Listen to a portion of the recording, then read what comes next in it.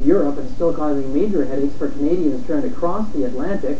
Air Canada has cancelled several flights to London and is warning of long delays getting to Paris.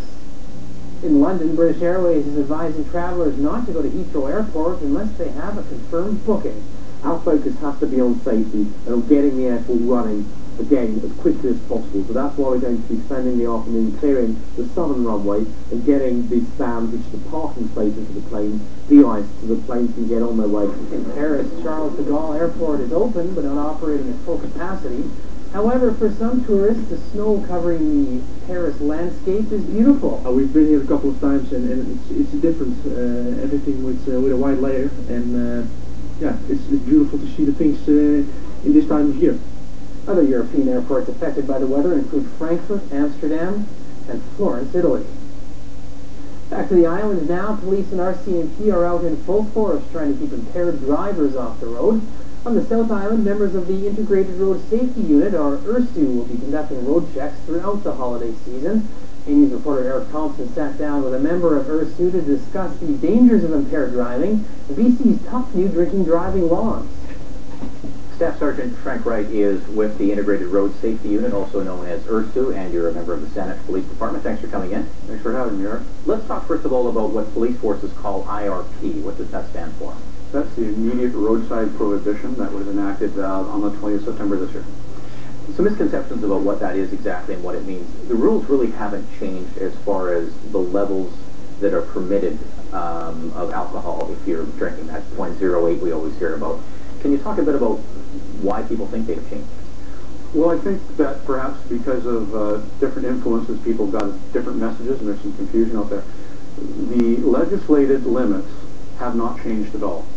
The sanctions have changed in regards to those limits. So what we can do now at the roadside is we can issue immediate roadside prohibitions for people who are driving impaired either by drug or alcohol.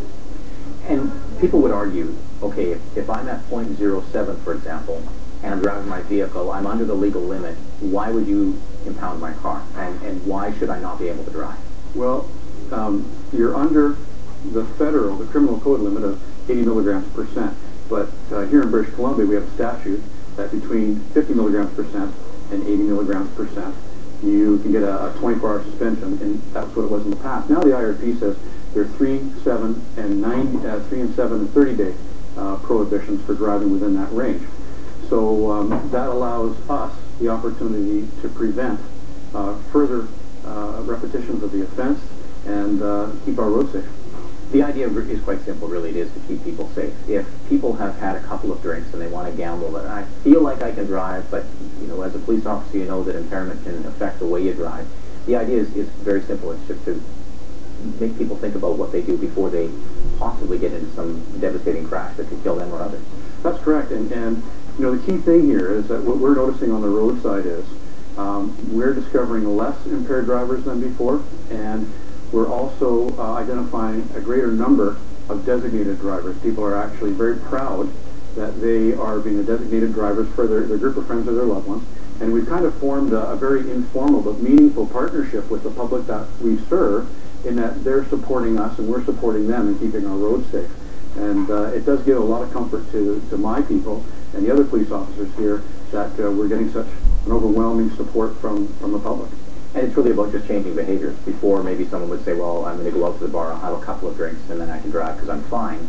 Whereas now, maybe they'll think twice about it, not just because they might get their vehicle impounded, but because there's a potential for a crash. So they can still go to the pub, but maybe find a new way home. But like you say, a designated driver, a cab, bus. Yeah, there's no doubt that people are more aware now that there are increased sanctions for impaired drivers.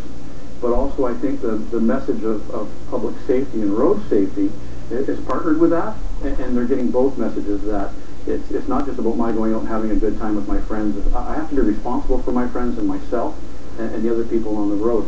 We're just about out of time. It's important for people to remember that other drugs, prescription drugs, marijuana, also considered impairment. And also, finally, police will be out there over the holiday season, and you'll be watching closely. Yeah, IRSU, as well as the other local departments, both the RCMP and municipal departments, all have a counterattacks plan. They have extra resources, extra people on the streets to drive home the message of public safety, and hopefully we'll make it through this season without any significant crashes. Let's hope. Thank you so much for joining us. Thank you very much. Staff Sergeant Frank Wright with the Integrated Road Safety Unit here on Vancouver Island. All right, still on the way tonight, a tale of Christmas sabotage. Someone or something has been cutting one man's Christmas lights for years, but this time around he set a trap. I'll show you what he caught next.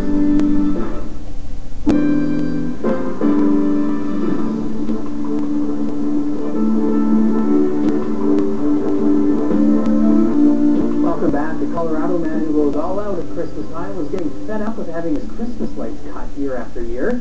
So this week he set a trap hoping to catch the culprit, and it worked. I like to decorate the house. Like most things in his life, A lot of lights. Barry Miller takes Christmas seriously. Christmas is festive. If people stop and look at our lights and like it, then, it makes me happy. For a Jewish man, Growing up, we never decorated our house, and I was always jealous. he goes all out. There's 45 strands of lights. Many people in his neighborhood decorate. It's not a competition or anything. We're one of the nicer ones. So you understand how Barry felt when there was a minor hiccup in his perfect display.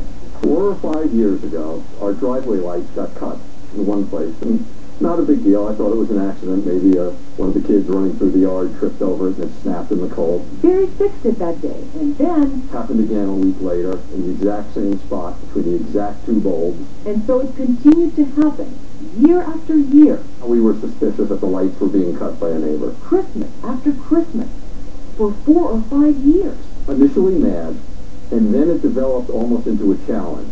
I really thought that it was a person. A neighbor, Barry thought, for sure.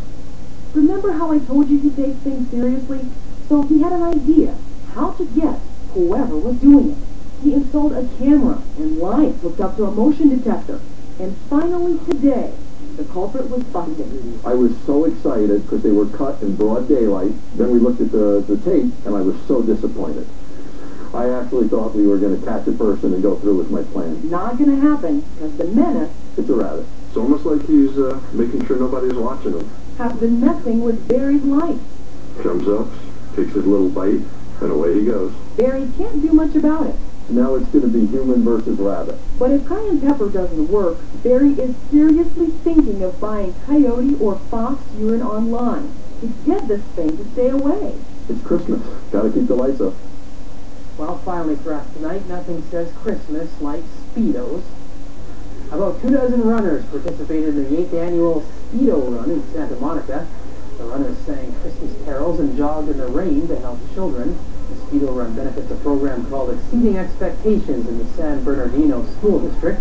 It encourages children, especially those who may be at risk, to become active in sports. And to support the cause, I'm wearing a Speedo under my seat. No, I'm not. That is it for tonight's edition of A News. Thanks for watching. I'll see you again tomorrow at 5.